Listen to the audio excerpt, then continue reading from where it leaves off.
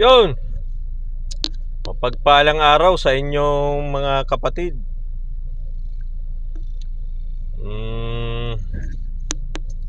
Good morning sa lahat ng maabutan nitong aking mumunting video at mumunting pag-a-analyze sa ating mga politiko na mga nangyayari at yung mga pinagsasabi nila.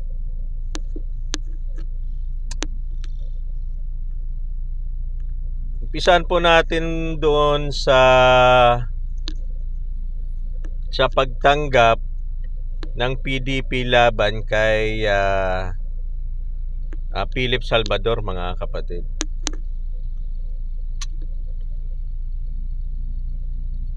Na siya'y tatakbo bilang senador. Ngayon, ang sabi ni Philip Salvador, ang buhay daw niya ibibigay niya kay Digong.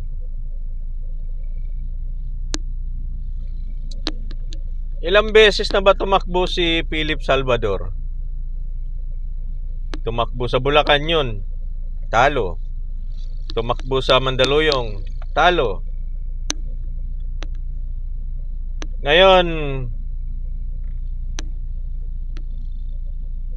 tatakbo na naman siyang senador at dito po siya dumikit sa PDP laban sa kay Pangulong Duterte.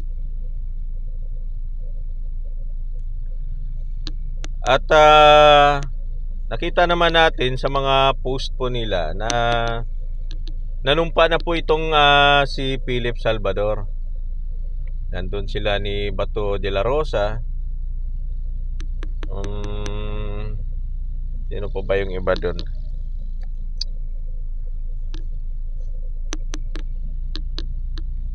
Ang importante itong si Philip Salvador. Yan. Nakapanumpa na, mga kapatid, na siya ay tatakbo sa 2025 na senador. Pero parang may mali, mga kapatid. Kasi sa sobrang ingay po ng mga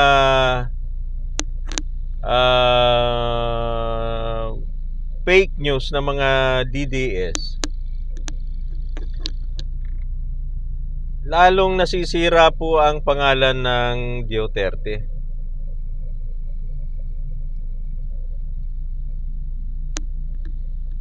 At pag ikay pumasok po dyan sa team po ng Pangulong Duterte, parang humalik ka sa kamatayan.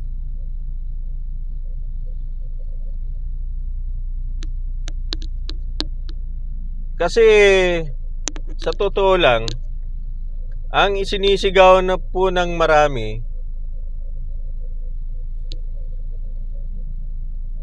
wala nang pag-asa po ang Duterte clan na manalo po sa sunod na mga eleksyon. Halos po sila ay nakikita mo sa internet kung yung mga vlogger na iba, sinusuka na po sila, yung mga dating mga DDS talaga. Ngayon, mga natitira pong DDS dyan, mga bago na po yun. May luma, may bago. Pero mga dati pong DDS, lumayas na po sa bakuran po ng Pangulong Duterte. May kanya-kanya po silang dahilan.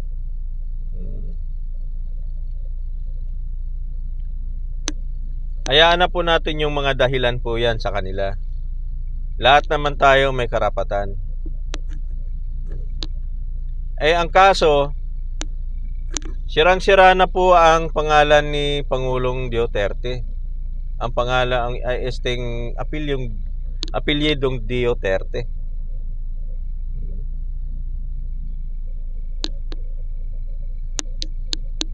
Wala nang pag-asa. Kasi lalong nasira po sila doon dahil doon sa kay Kibuloy. Dahil may warrant of arrest na, kaliwat kanan, kaibigan po nila yan, pero naprotektahan po nila.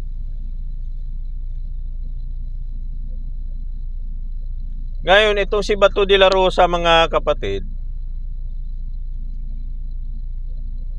ginigipit na rin po ng mga DDS. Kasi ang gusto kasi nila, paimbestigahan po itong Pangulong Marcos doon sa nakakabit na chismis, mga kapatid, na drugs, pulburon kuno. Wala naman sila may papakitang video na pulburon. Nag-uumpisa po yung kay Marlica. Wala naman po silang may papakita. Paano mo maimbestigahan yan sa Senado kung ang lahat ng nilalabas po ng mga DDS ay fake news? At ginamit pa nila yung PDEA. Na sinagot naman sila ng PDEA na walang katotohanan yun, yung mga papel na hawak nila. Na ang Pangulo ay gumagamit ng pulburon. At gusto pa nila ang Pangulo ipa-drug test.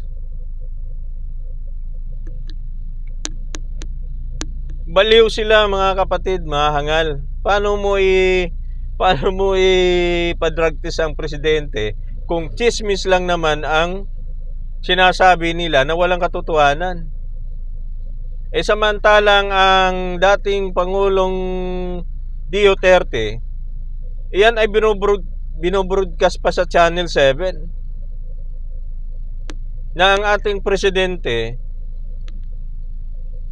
siyempre sa kanyang kalagayan, kailangan niya daw ng fentanyl.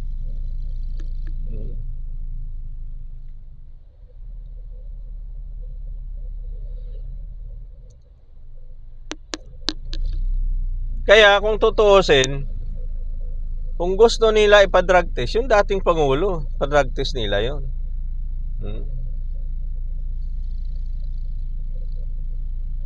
Iyon, may nilalabas na mga article po yun, yung Channel 7.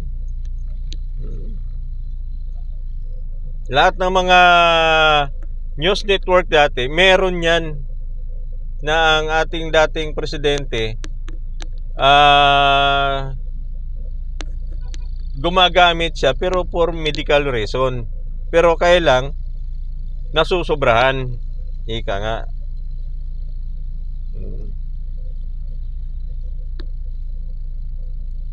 Ngayon, ito si Bato de la Rosa, pinipilit nila na paimbestigahan itong dating presidente. Yung Pangulong Bongbong Marcos. Na nagdadalawang isip naman itong si Bato de la Rosa kung gagawin niya o hindi.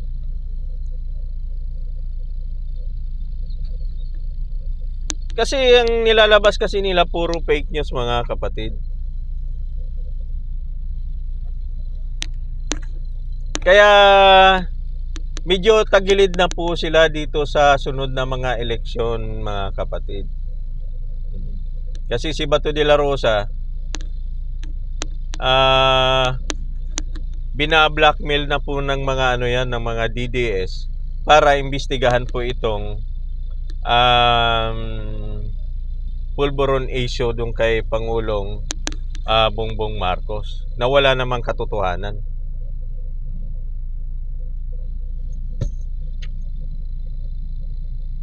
Kaya ngayon pa lang, mga kapatid, maiisip mo na kung sinong iboboto mo sa sunod na eleksyon.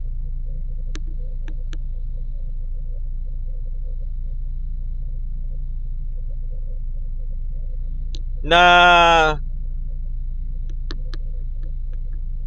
kailangan mo na mag-isip Hindi mo na kailangang sabihin na nabudol ka. Hindi mo na kailangan sabihin na pinilit ka. Ngayon nakikita mo na kung sinong totoo at saka sinong hindi.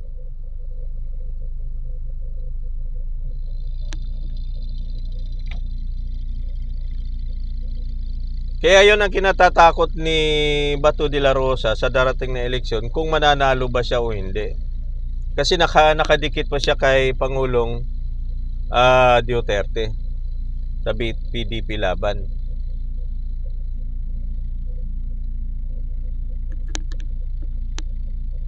Kasi hanggat nakadikit ka dyan mga kapatid, hindi ka talaga mananalo. Ngayon ko lang sasabihin yun, hindi ka talaga mananalo. Dahil sa mga isyong ginawa nila na ang Pangulong Duterte, si Lani Bato de la Rosa, nasa news naman yan eh. Si Lani Bongo at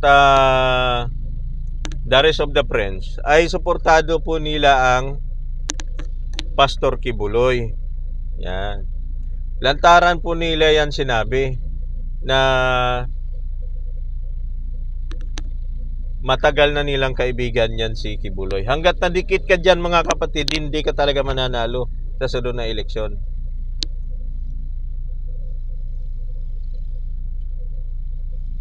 Kaya ang tanong ko sa inyo mga kapatid, total may mga isip na tayo. Namulat na tayo, wag na tayo magpabulag. Gamitin po natin ang ating karapatan, mag-isip at mamili kung sinong totoo at saka sinong hindi traidor sa bayan. Binibiling ko sa inyo ho yan. Kung itong team ni Pangulong Duterte ay bet nyo pa ring manalo sa sunod na eleksyon, nasa sa inyo po yun. Kung akong tatanungin nyo, hindi na. Hindi na. Sa akin lang po yan. Kaya iniiwan ko po yung katanungan po yan sa inyong mga kapatid. Punta po tayo dun sa pangalawa mga kapatid, kasi itong ating Vice President masyadong maingay ang internet ngayon. Kasi may sumisigaw loob at labas na itong mga congressman, sinisigaw na nila na ang Vice Presidente mag-resign na po sa DepEd kasi ang sabi nila walang nagagawa ang Vice President. Hindi niya masyado nagagampanan ang kanyang trabaho sa DepEd. Kaya itong mga congressman, parang nakukulangan po sila sa trabaho na ginagawa ng Vice President. Kaya ang sigaw nila, Sara resign.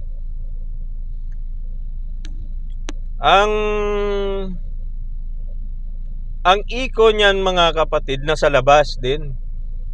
Ganun din ang makakausap mo sa taong bayan. Ang sigaw ng taong bayan na Sara resign din. Bakit nagkaroon ng Sara resign? Paano nangyari? Dahil ba doon sa estudyante niya na nag-comment siya doon na no comments siya doon? Doon ba nag-umpisa yun?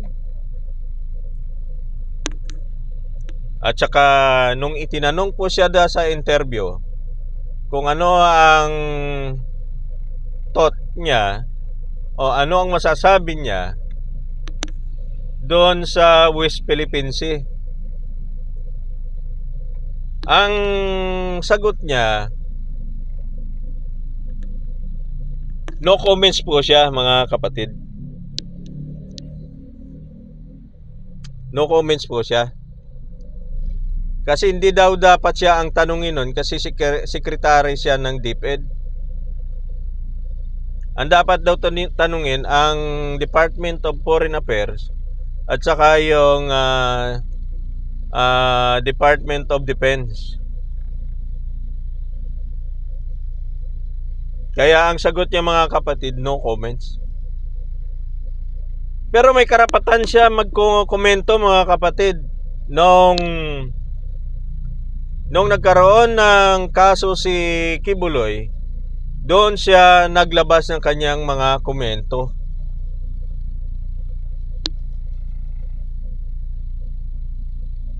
Parang kakaiba. Oo. Parang kakaiba mga kapatid. Siyempre, isipin mo what friends are for. Yan. Magkakaibigan kasi sila. Kaya, ipinagtanggol niya po si Apollo Kibuloy.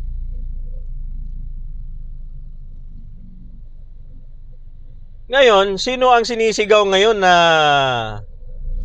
nakapalit ni Sara Duterte kung sakaling mag-resign siya sa DepEd?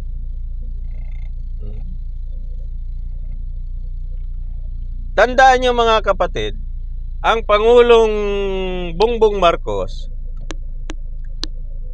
ang team niya ay Uniteam. Kasi ang sabi ng Pangulong Bongbong Marcos, wala akong pakialam kung galit sila sa akin o kalaban nila ako o anong paniniwala nila. Basta magtrabaho sila sa gobyerno kung sila ay magaling o ayon doon sa mga papasukan nila na doon sila eksperto.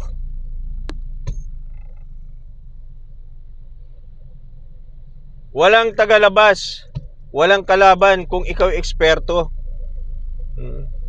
sa ganong larangan, ganong larangan, tatanggapin kita, bibigyan kita ng trabaho kung handa ka magtrabaho sa gobyerno.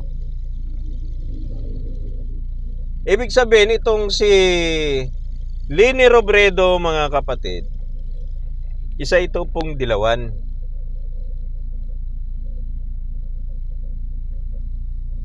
Sa kay Pangulong Bongbong Marcos, wala sa kanya po yan.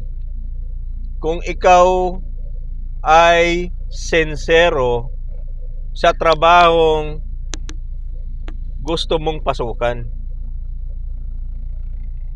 ibibigay po yan ng presidente kung ikaw ay eksperto doon. Maaari po na si Leni Robredo, pwede po doon siya sa DepEd kasi malapit ito si Leni Robredo sa mga bata. At malay mo, at doon na matitikman ng mga estudyante yung masarap na lugaw, mga kapatid. Lugaw ni Leni.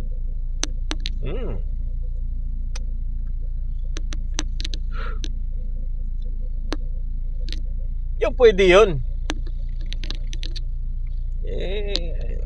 Nung nag-aaral ako, kumakain ako dyan. Lugaw na may manok. Sarap nun. Kaya yun ang napupusuan ng taong bayan at napupusuan ng mga vloggers na kampi sa Pangulo na itong si Leni Robredo ang karapat-dapat na ipalit po doon sa kay Sara Duterte.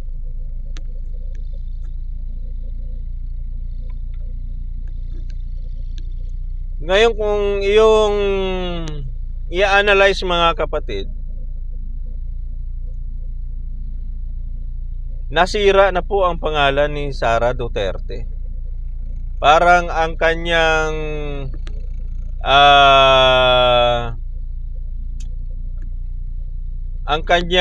pangarap ng Pangulo yon, pangarap ng Pangulong Bongbong Marcos. Huwag niyong kalimutan na hindi nangako ang Pangulong Bongbong Marcos. Nangarap lang. Pangarap niya po yan. Ha?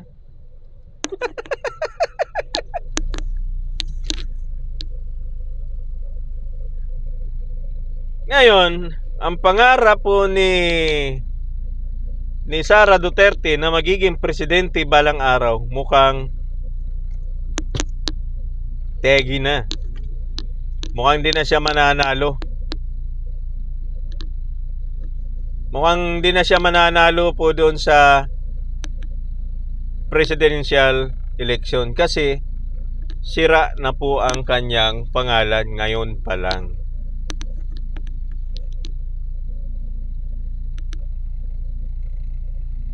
Hindi natin alam kung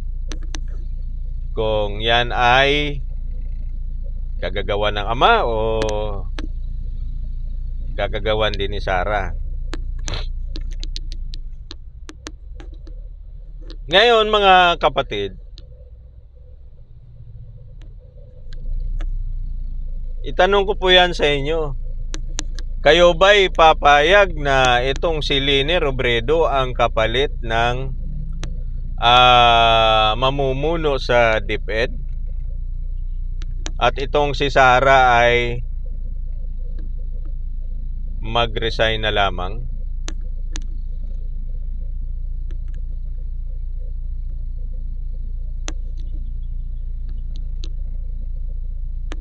Yan, iwanan ko sa inyo yung mga kapatid. Mga katanungan na dapat nating i-analyze, dapat po nating pag-isipan ng husto. Kasi kung akong tatanungin yung mga kapatid, karapat dapat po si Leni dyan. Walang question po yon. Magaling po dyan si Leni. Sa akin lang po yan. Kung sa inyo naman, kung hindi kayo nagagalingan, nasa sa inyo din po yun. Yeah, mga kapatid.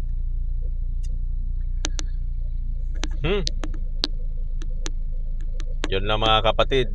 At sana huwag niyong kalimutan mag-like at i-share. At syempre mga kapatid, huwag niyong kalimutan mag-subscribe. Kahit yung mga mumunti nating mga analyze,